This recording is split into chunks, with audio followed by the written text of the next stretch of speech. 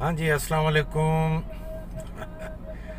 आज आपसे गाड़ी में बैठे बैठे क्यों न गपशप की जाए। और मौजू चलें, आज फिर मीडिया पर ही कुछ थोड़ी सी बात करते हैं। और मीडिया पर जो बात है वो दो तीन चीज़ें हैं जो मुख्तलिफ ड्रामे देखते हुए मैं उन्हें नोट कर रहा हूँ और बड़ी खल रही हैं मुझे।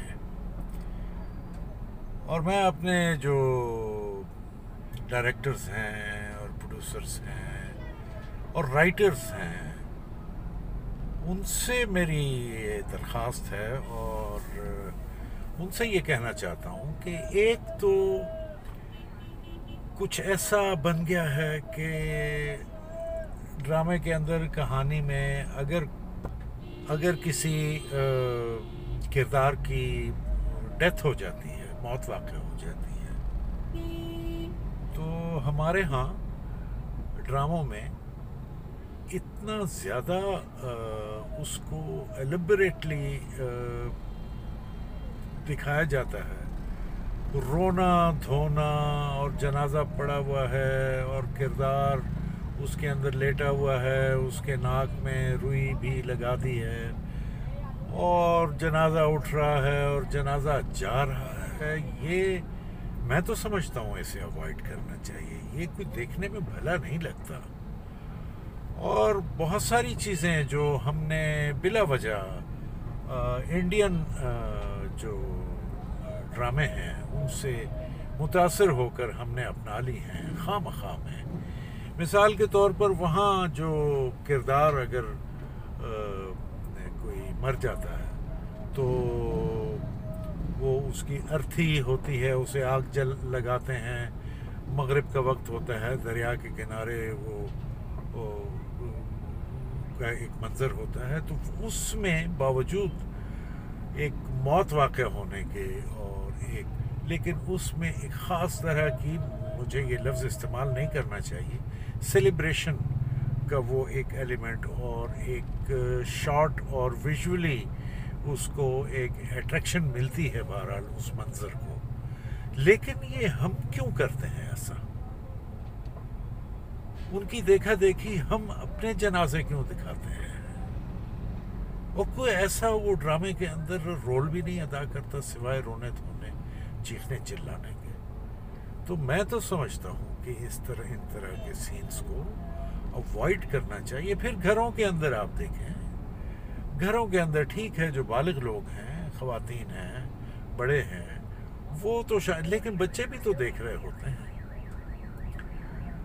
तो ये सारी चीज़ें पता नहीं, शायद राइटर्स, डायरेक्टर्स, प्रोड्यूसर्स समझते हैं कि ड्रामे को इन्हेंस करती हैं, लेकिन नहीं।